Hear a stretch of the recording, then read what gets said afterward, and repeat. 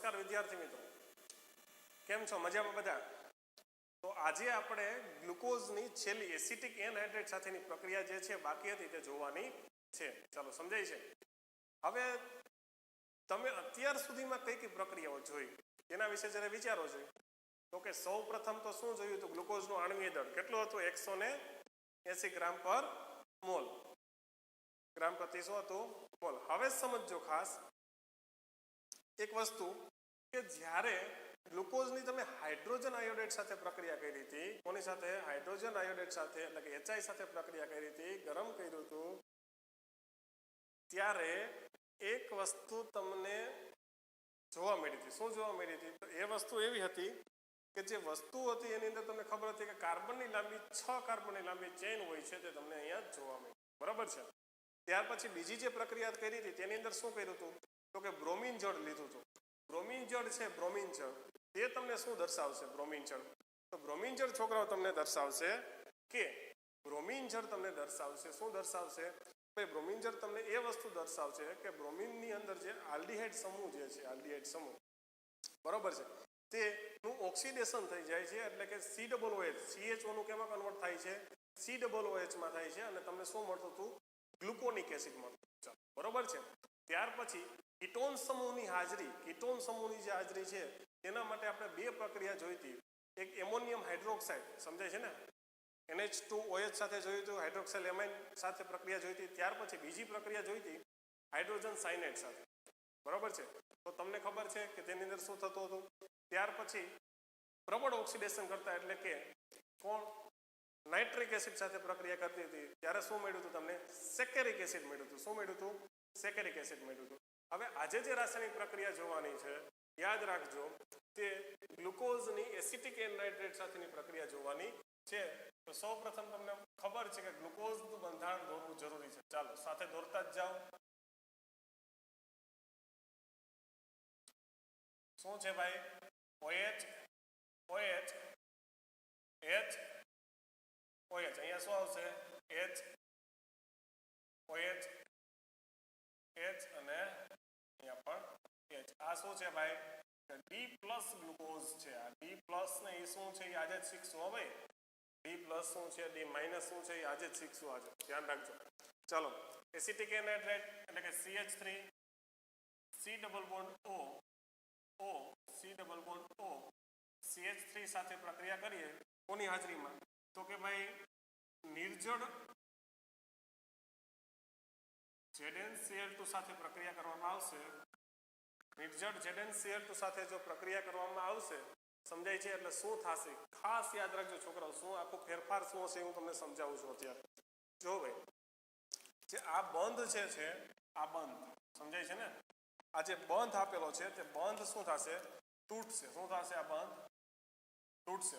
હવે બંધ તૂટશે એટલે બે ભાગ પડશે, CH3CO અને O, અને બીજો ભાગમાં પડશે CH3C.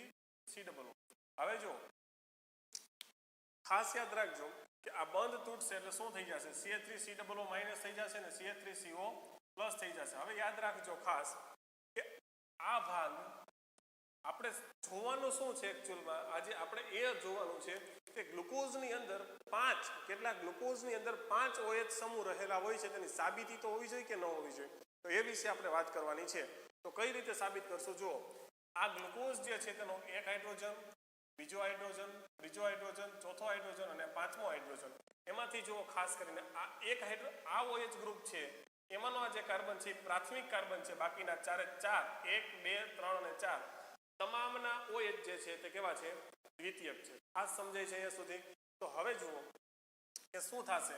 CH3COO, હવે આ મારે 1 મોલથી કામ ચલાવી લેવાશે નહીં. મારે ટોટલ કેટલા મોલ જોશે? તો કે 5 મોલ CH3COOH ના, સોરી, એસિટિક એનહાઇડ્રેટના જોશે. કેટલા? 5 મોલ એસિટિક એનહાઇડ્રેટના જોશે. અને થાશે શું તેના વિશે આપણે વાત કરીએ. તો આ જે 5 જે છે એકચ્યુઅલ તે CH3COO ઓક્સિજન છે, બરોબર છે, એની પર માઇનસ ચાર્જ હશે. તો જો 1, 2, 3, 4 અને 5, 5 હાઇડ્રોજન, કેટલા? 5. આપણું કેટલા મોલ લઉં છું? એસિટિક એનહાઇડ્રેટ 5 મોલ લઈશ તો આપણને મને કેટલા મોલ મળશે?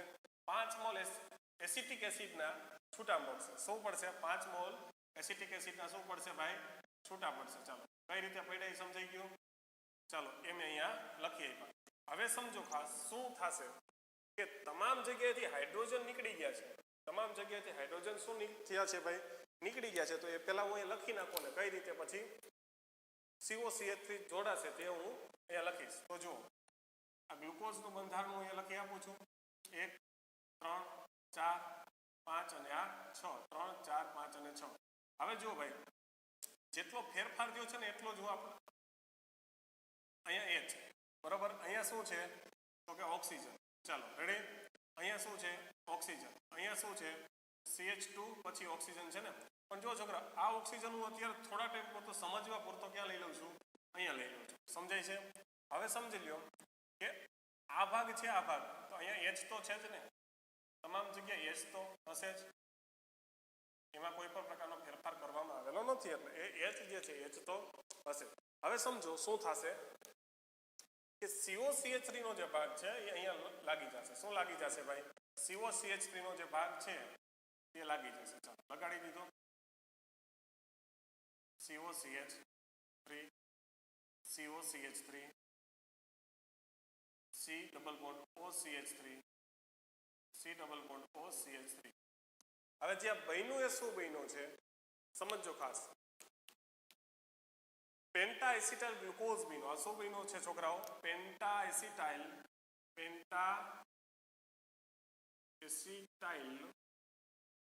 ગ્લુકોઝ બન્યો. શું બન્યું?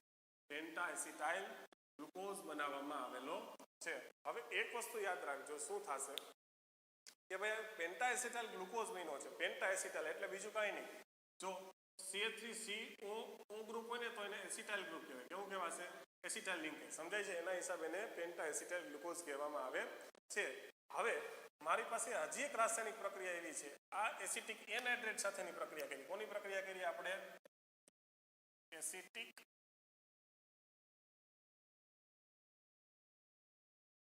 એનહાઇડ્રેટ સાથેની પ્રક્રિયા કરી. હવે જે રાસાયણિક પ્રક્રિયા કરવાના છીએ તે પ્રક્રિયા એસિટાઇલ ક્લોરાઇડ સાથેની કરશું. તે આપણે આ રીતે સમજાવીશ તમને. અહીંયાથી આમ ઉપર કરી દઉં છું. CH3 સમજો ખાસ COCl પિરિડીનની હાજરીમાં. કોની હાજરીમાં? પિરિડીનની હાજરીમાં રાસાયણિક પ્રક્રિયા કરશું તો શું થઈ જશે સમજો ખાસ. બધી જ જગ્યાએ જ્યાંથી એસિટિક એનહાઇડ્રેટ સાથે પ્રક્રિયા કરી હતી કેમ H કાઢ્યા હતા એવી જ રીતે આની અંદરથી પણ તમામ જગ્યાએથી H કાઢશું અને અહીંયા Cl સાથે જોડાશે. તો આ પણ કેટલા મોલ લેવા પડશે છોકરાઓ? 5 મોલ લેવા પડશે. સમજાઈ ગયું? કેટલા મોલ લેવા પડશે? 5 મોલ લેવા પડશે. તો 5 મોલ શું છૂટા પડશે ભાઈ? HCl. એક HCl, બીજો HCl, ત્રીજો HCl, ચોથો HCl અને પાંચમો H અને Cl. એટલે 5 મોલ ટોટલ HCl ના શું કરશે? છૂટા પડશે. ચાલો અહીંયા સુધી તમને બધાને સમજાય છે. તો હવે સમજો એક વસ્તુ તમે કે આ વૈધું કેટલો ભાગ વૈધો તો છેલ્લે આટલો જ ભાગ ને. ભાગ કેટલો વૈધો તો અહીંયા લખું છું તો વૈધો તો આટલો જ ભાગ ને. શા માટે? કેમ કે બધી જગ્યાએથી Cl તો નીકળી ગયા. તો જુઓ આ ભાગ છે આ ભાગ કોની સાથે આ રીતે જોડાઈ શકે કે ન જોડાઈ શકે? સમજાણો? H નીકળી ગયો એટલે પેલા તો આવું જ બન્યું હતું ને. ચાલો આ વસ્તુ છે એ ભૂલી જાવ એક થોડીક વાર. તો વૈધું આટલું ભાગ આ જે ભાગ છે કોની સાથે જોડાઈ જશે? દરેક ઓક્સિજન સાથે જોડાઈ જશે અને આ પ્રકારે રાસાયણિક પ્રક્રિયા થાય છે. હવે સમજો ખાસ છોકરાઓ 2-3 વસ્તુના તારણ અહીંયાથી નીકળશે કે જે કાર્બન છે સમજાય છે જુદા જુદા કાર્બન પર જ OH સમૂહ જુદા જુદા કાર્બન પર જ OH સમૂહ જોડાયેલ છે તેમ કહી શકાય ને. એટલે શું કઈ ખબર પડી નહીં? તો કહેવાનો મતલબ એવો છે કે જે જુદા જુદા કાર્બન છે તેની સાથે OH જોડાયેલો છે. એવું નથી કે એક જ કાર્બન ઉપર એક કાર્બન ઉપર 2 જોડાયેલા હોય એક કાર્બન ઉપર 3 OH સમૂહ જોડાયેલા હોય તેવું છે નહીં. તેનું કારણ શું? તો તેનું કારણ એક એવું છે છોકરાઓ કે જો એક કાર્બન પર સમજો ખાસ અહીંયા ઇમ્પોર્ટન્ટ છે આ. જો એક કાર્બન પર 2 કેટલા 2 OH સમૂહ હોય તો તે અસ્થાયી હોય છે. શા માટે અસ્થાયી હોય છે? તો લખવાનું કારણ કે તે માંથી શું કરશો? કારણ કે તેમાંથી સરળતાથી પાણીનો અણુ દૂર થાય છે. સરળતાથી પાણીનો અણુ દૂર થાય છે. તેથી એક જ કાર્બન પર બે OH સમૂહ હોતા નથી. કેમાં? તો કે ગ્લુકોઝમાં. હો ભાઈ, ગ્લુકોઝ. ચાલો, અહીંયા સુધી સમજાઈ ગયું. તો આ વાત છે કે આપણે ગ્લુકોઝની પરખ માટેની જે કસોટીઓ હતી એમાંની આ છેલ્લી વાત અહીંયા આપણે પૂરી કરેલી છે. ચાલો, સમજાય છે વિદ્યાર્થી મિત્રો? તો હવે આજે આપણે આગળ વધશું. તે આગળ શું હશે?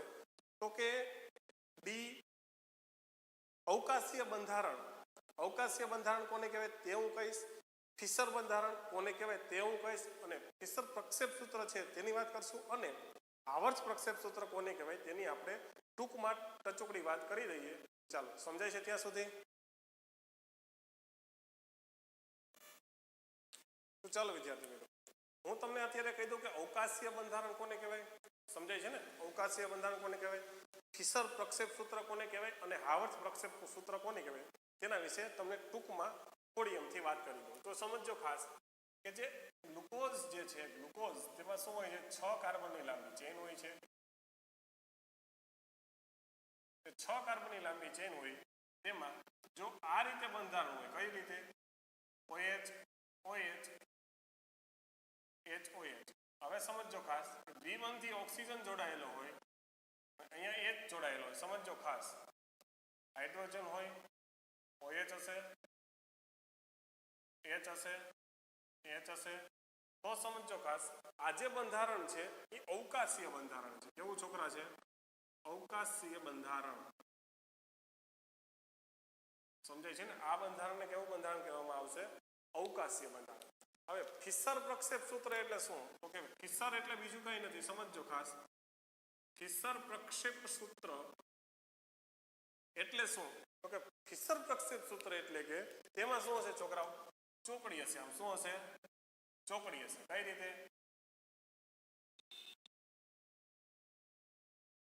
સમજો ખાસ, જો અમે 4 આડી લીટી કરી. હવે સમજો જ્યાં પેલો કાર્બન અહીંયા હશે, બીજો કાર્બન અહીંયા હશે, ત્રીજો કાર્બન આ ચોકડી ઉપર હશે, ચોથો કાર્બન આ ચોકડી ઉપર હશે, પાંચમો કાર્બન ક્યાં હશે?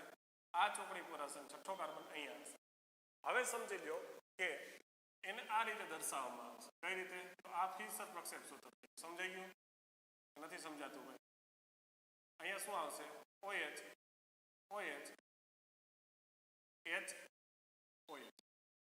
સમજાણું? ત્યાર પછી અહીંયા આવશે OH અને H. હવે આ છે ફિશર પ્રક્ષેપ સૂત્ર, આ છે અવકાશીય બંધારણ. ચાલો, સમજાણું? ફિશર બંધારણ આને કહેવાય, આને કહેવાય અવકાશીય બંધારણ. હવે સમજો ખાસ, એક વસ્તુ એ જોવાની છે અહીંયા છોકરાઓ કે આ બે બંધારણ છે ડી પ્લસ ગ્લુકોઝના જ છે. ડી પ્લસ ગ્લુકોઝના જ છે, બીજા કોઈ છે નહીં. સમજાય છે? અને જે આપણે હવે આવર્ત પ્રક્ષેપ સૂત્ર દોરવાનું છે. શું? આવર્ત. તો તે આવર્તની વાત કરતા હોય તો આવર્ત કઈ રીતે દોરેલું હશે? સમજો કે આવર્ત પ્રક્ષેપ સૂત્ર.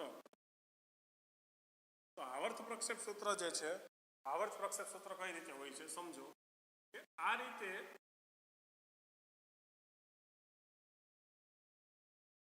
ઓક્સિજન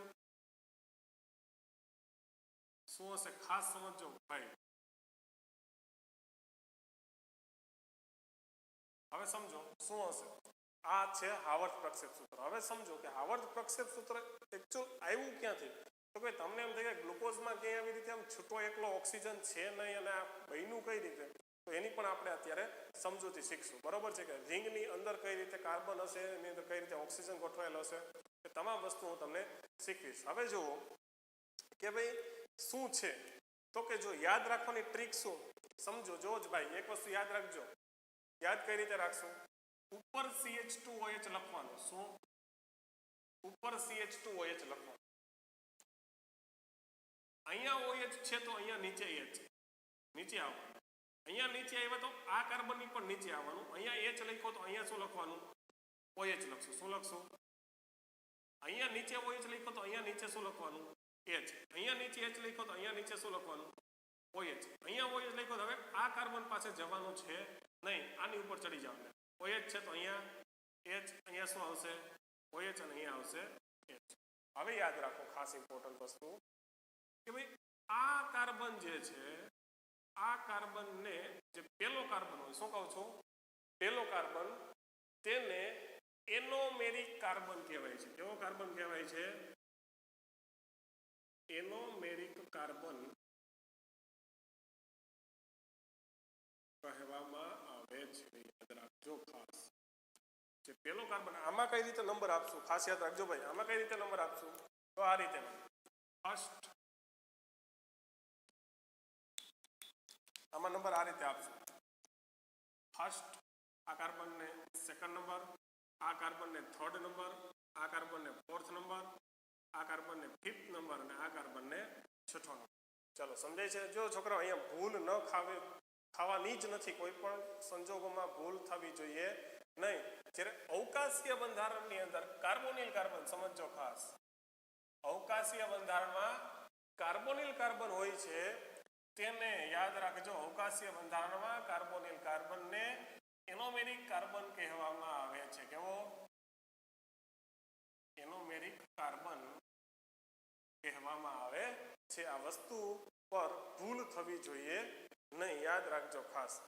કઈ રીતે આ રિંગ બની, આ રિંગ છે કઈ રીતે બની તેની હવે આપણે સાબિતી જોઈએ તો સમજી લો, એકદમ ઈઝી છે, વ્યવસ્થિત. હવે આ ટૂંકમાં અત્યારે આપણે એમ શીખશું કે અવકાશીય બંધારણમાંથી આ રિંગ કઈ રીતે બની. સમજાય છે? અવકાશીય બંધારણમાંથી આપણે રિંગ બનાવશું. હવે સમજો કે અહીંયા બાકી છે એ કઈ રીતે મૂકવાનું છે તેની વાત કરી લઈએ. જો આલ્ફા છે, આલ્ફાની સાઇન આવી હોય ને કે ન હોય, તો આલ્ફામાં આ જે પાંખ્યું છે એ ક્યાં આવ્યું? નીચે આવ્યું ને. તો નીચે OH મૂકવો અને અહીંયા H મૂકશું. જો નીચે OH હોય તો આલ્ફા ડી ગ્લુકોઝ, યાદ રાખજો, જો નીચે OH હોય તો આલ્ફા ડી ગ્લુકોઝ એનોમેરિક કાર્બન પરનો, સમજો શું બોલું છું, એનોમેરિક કાર્બન પરનો OH જો નીચેની સાઈડ હોય તો આલ્ફા ડી ગ્લુકોઝ કહેશો, આલ્ફા ડી ગ્લુકોઝ કહેશો. અને જો એનોમેરિક કાર્બન પરનો, એનોમેરિક કાર્બન પર જો OH, જો OH અહીંયા હોય, ક્યાં હોય? અહીંયા હોય. તો અહીંયા હોય તો અહીંયા OH અને અહીંયા શું થઈ જશે? H હોય તો તેને બીટા કાર્બન કહેવામાં આવે. સોરી, શું કહેશું? બીટા ડી ગ્લુકોઝ કહેવામાં આવે છે. યાદ રાખજો, ફરીવાર કહું છું, શું કહેવામાં આવે છે? બીટા ડી ગ્લુકોઝ કહેવામાં આવે છે. જો OH નીચેની સાઈડ તો આલ્ફા ગ્લુકોઝ, જો OH ઉપરની સાઈડ તો બીટા ગ્લુકોઝ. પણ ક્યાંનો? એનોમેરિક કાર્બન પરનો. ચાલો અહીંયા સુધી સમજાય છે? તો હવે આપણે આગળ વધીએ. તેની અંદર શું થશે? તો ચાલો મિત્રો હવે આપણે જોઈએ કે ભાઈ શું થાય છે એકચ્યુઅલમાં. જો હવે સમજો ખાસ, અહીંયા આ જે કાર્બન છે, અહીંયા જે OH ગ્રુપ હોય, OH ગ્રુપ, તે OH ગ્રુપ ઉપર લોન પેર હોય કે ન હોય? ઓક્સિજન પાસે બે લોન પેર હોય કે ન હોય? તો આ જે લોન પેર છે ને, આ લોન પેર સમજો એકદમ ઈઝી છે. આમાંથી આ બનાવવું કંઈ અઘરું નથી. સમજો અત્યારે આપણે આલ્ફા ડી ગ્લુકોઝની વાત કરીએ છીએ. કેની વાત કરીએ છીએ? ગ્લુકોઝ. પણ કેવો? ડી પ્લસ ગ્લુકોઝની જે વાત કરીએ છીએ, સમજો ખાસ, તેમાંથી આપણે આલ્ફા ડી ગ્લુકોઝ બનાવીએ અને પછી બીટાની વાત કરીએ. ચાલો સમજાય છે? તો ચાલો યાદ રાખો, અહીંયા શું થશે કે ઓક્સિજન પરની જે લોન પેર છે ત્યાં કાર્બોનિલ કાર્બન ઉપર એટેક કરશે. શું કરશે? ઓક્સિજન પરની લોન પેર કાર્બોનિલ કાર્બન ઉપર એટેક કરશે. ચાલો વ્યવસ્થિત એટેક કરાવીએ કંઈક. ચાલો આ રીતે શું કરશે? આમ એટેક કર્યો. હવે જો આ ઓક્સિજન, આ જે બંધ છે, આ બંધ એ આ રીતે થશે. સમજો ખાસ શું થાય છે. હવે સમજો આ રીતે થશે એટલે આ જે બંધ બન્યો એ કઈ રીતે બન્યો? બંધ જે બનેલો છે બંધ, તે બંધ કઈ રીતે બનેલો છે? તો કે આ રીતે બનશે કે નહીં? હવે સમજો હું ડાયરેક્ટ બંધ જ દર્શાવું છું. આ H છે ને, આ H સમજો ખાસ. આ H કોની સાથે લાગશે? ઓક્સિજન કોની સાથે લાગ્યો? કાર્બન સાથે. ડાયરેક્ટ કાર્બન સાથે અટેચ થયો. અને આ જે H છે એ કોની સાથે લાગ્યો? Direct hydrogen. અહીંયા સુધી તમને સમજાઈ ગયું? પાકું? હવે સમજો આ લીટા છે એ કંઈ સમજાતા નથી. હવે હું લીટા વ્યવસ્થિત કરું. H ને અહીંયા જોડીને પછી લીટો વ્યવસ્થિત કરું છું, એટલે ખાસ યાદ રાખજો. ચાલો, ક્લિયર થઈ ગયું? H ને અહીં જોડી દઉં છું. ચાલો, તો અહીંયા આ રીતે એક લખું છું તો તમને સમજાઈ જશે. ચાલો, આ કાર્બન 2 3 4 5 અને આ છઠ્ઠો. બરોબર? આ જ્યાં ફેરફાર છે ને ત્યાં અત્યારે કંઈ કરવાનું છે નહીં. હવે જો અહીંથી ઓક્સિજન નીકળી ગયો, અહીંયા શું હતું? આ હાઇડ્રોજન છે એ એમને રાખી દો. સમજાય છે? હાઇડ્રોજન એમને અત્યારે કોઈ પ્રશ્ન છે નહીં. હવે સમજો કે આ ઓક્સિજન સાથે કોણ જોડાઈ ગયો? અહીંથી હાઇડ્રોજન નીકળો તો કોની સાથે જોડાઈ ગયો? ઓક્સિજન સાથે. ચાલો, ક્લિયર થઈ ગયો? એટલે OH બની ગયો. આ ત્રણ છે ને, આ ત્રણ એ એમને એમાં કોઈ ફેરફાર છે નહીં. આ ત્રણ એમને એમાં કોઈ જ પ્રકારનો ફેરફાર કરવાનો નથી. યાદ રાખજો. સમજાણું? હવે જો ફેરફાર કરવાનો નથી તો જો અહીંયા લખી નાખું છું OH, અહીંયા આવશે H, અહીંયા આવશે OH, અહીંયા આવશે H, અહીંયા આવશે OH અને અહીંયા આવશે H. હવે યાદ રાખો શું થાય છે. સમજો ખાસ. આ જે ઓક્સિજન છે ને છોકરાઓ, એને હું આ રીતે લખું છું. સમજો, કંઈ ખોટું પડશે નહીં. અહીંયા હું લખી નાખું છું ઓક્સિજનને, હું અહીંયા લખી નાખું છું. ક્લિયર? આ રીતે જોડાયેલું છે. તો મહેરબાની કરી અને કોઈએ એવો અર્થ નથી કાઢવાનો. સમજો ખાસ, કેવો અર્થ? એવો અર્થ નથી કાઢવાનો. યાદ રાખજો કે આ ખૂણા છે ત્યાં પણ કાર્બન હશે. ખૂણા છે ત્યાં કોઈ જ જાતનો કાર્બન નથી. નથી, નથી અને નથી. યાદ રાખજો ખાસ. સમજાણું? હવે સમજી લ્યો. જુઓ, બીજી એક ટ્રીક યાદ રાખીજો. આ કાર્બન એનોમેરિક કાર્બન કીધો તો કે નહીં? સમજાય છે ને? આ પહેલો કાર્બન, બીજો, ત્રીજો, ચોથો, પાંચમો અને છઠ્ઠો. ક્લિયર થઈ ગયું? પહેલો, બીજો, ત્રીજો, ચોથો, પાંચમો અને છઠ્ઠો. હવે આ કાર્બન એનોમેરિક કાર્બન કીધો તો કે નહીં? હવે જો એક બીજી ટ્રીક આવી. જુઓ, આ રિંગ બને ને, રિંગ, આ જે રિંગ બની ને એની અંદરના ભાગમાં જે હોય ને, એના અંદરની ભાગમાં ઈ અહીંયા નીચેના ભાગમાં લખવાનું. કઈ રીતે? સમજો. જો આને પેલો કાર્બન કહીએ છીએ. કોને પેલો કાર્બન કહો છો? તો કે ભાઈ હાલો આને પેલો કાર્બન કહો છો. આ બીજો કાર્બન, આ ત્રીજો કાર્બન, ચોથો કાર્બન, પાંચમો કાર્બન, આ છઠ્ઠો. અહીંયા સુધી ક્લિયર છે? હવે જો આ પેલા કાર્બન છે, આ પેલો કાર્બન, ઈ આ કાર્બન છે કે નથી? ઈ કાર્બનમાં જો આ OH રિંગની અંદર એ નીચે છે. તો કે હાલો ભાઈ છે. હવે આ કાર્બન, એટલે આ કાર્બન એ આ OH ક્યાં છે? નીચે છે. ચાલો છે H જો બહારની સાઈડ છે તો ઉપર છે. આ કાર્બન એ આવ્યા, ત્રીજો કાર્બન. જો H ક્યાં છે? સમજાણું? આ કાર્બન આવ્યા, OH ક્યાં છે? નીચે છે. આ કાર્બન ઉપર આવ્યા. સમજો ખાસ. હવે યાદ રાખો, જો આ કાર્બન ઉપર આવ્યા, આ કાર્બન, તો શું થશે? આ કાર્બન ઉપરનો જો અહીંયા H જે છે એ તો એમનેમ જ છે, એમાં કોઈ જ પ્રકારનો ફેરફાર છે નહીં. ચાલો, સમજાણું કે નથી સમજાતું? હવે સમજો. અને આ કાર્બન પર જો CH2OH છે ને, આ કાર્બન સાથે કોણ કોણ જોડાયેલું છે? આ કાર્બન છે, આ કાર્બન સાથે H જોડાયેલો. જો આ કાર્બન છે એની સાથે H જોડાયેલો છે, અને આ કાર્બન સાથે CH2OH પણ જોડાયેલો છે. યાદ રાખજો. હાલો, ક્લિયર થઈ ગયું? આ વાત થઈ આલ્ફાની. શું થયું? આલ્ફા. આલ્ફા ડી ગ્લુકોઝ બનાવ્યો. જો આ જ વસ્તુ આમાંથી આ બનાવ્યું અને આમાંથી આ બનાવ્યું. ચલો, ક્લિયર? સમજાઈ ગયું? બેસી ગયું કમ્પ્લીટ મગજમાં? હજી એક વખત રિવિઝન કરાવી દઉં. શું થશે કે જ્યાં ઓક્સિજન છે, ઓક્સિજન બરોબર છે, એની જે લોન પેર છે કોની ઉપર? કાર્બોનિલ કાર્બન ઉપર એટેક કરશે. ઓક્સિજન ઉપર માઇનસ ચાર્જ આવશે. આ હાઇડ્રોજન છે અહીંયા શિફ્ટ. ક્લિયર? એમાંથી આ બનાવ્યું. સમજાઈ ગયું? બીજો, ત્રીજો અને ચોથો, આ ત્રણ કાર્બનમાં કોઈ જ જાતનો ફેરફાર નહીં થાય. ફેરફાર ક્યાં થશે? પહેલા કાર્બન અને પાંચમા કાર્બન. ચાલો, ક્લિયર થઈ ગયો? પહેલા કાર્બન ઉપર શું થયું? OH શા માટે થયા હતા? ઓક્સિજન ઉપર માઇનસ ચાર્જ હતો, એની સાથે હાઇડ્રોજન લગાડી ગયો, OH થઈ ગયો કીટોનમાંથી, અને આ H જે છે તેનો છે. અહીંયા ઓક્સિજન વધ્યો તો એને મેં આ રીતે આમ લખ્યો છે ને, જો આ રીતે, અને એમાંથી આ બને. સમજાય છે એકચ્યુઅલમાં શું થયું? કમ્પ્લીટ? પાકા ભાઈએ? ચાલો, આ વાત થઈ આલ્ફા. બરોબર? હવે જો આમાં ને આમાં છોકરાઓ બીટા શીખવું હોય તો જરા પણ સમજો ખાસ, જરા પણ આડાવડું છે નહીં. આલ્ફાથી તદ્દન ઊંધું થશે એ બીટામાં. શું? આલ્ફાથી તદ્દન ઊંધું. એટલે આલ્ફા જે ડી ગ્લુકોઝ છે ને, ડી ગ્લુકોઝ તેનો પ્રતિબિંબ છે, તેનો શું છે, પ્રતિબિંબ સમઘટક છે, શું છે એ બીટા છે. અહીંયા અરીસો રાખી દો, અહીંયા અરીસો, તો તમને બીટા કેવું દેખાય? વિચારો છે જરા, સમજાય છે? ચાલો, એ તમારું હોમવર્ક. શું? એ તમારું હોમવર્ક. ગઈકાલે આવતા લેક્ચરની અંદર હું તમને બીટા ડી ગ્લુકોઝ વિશે આપણે વાત કરશું. એટલે બીટા આવર્ત પ્રક્ષેપ સૂત્ર કઈ રીતે બનાવશું તેની વાત કરશું. ચાલો, સમજાઈ ગયું? અહીંયા તમારે ડીનો પ્રતિબિંબ શું થશે? પ્રતિબિંબ સિમ ઘટક એલ થશે. શું થશે? એલ. થોડું વિચારજો, હું તમને કાલે કમ્પ્લીટ A to Z વસ્તુ કરાવડાવીશ.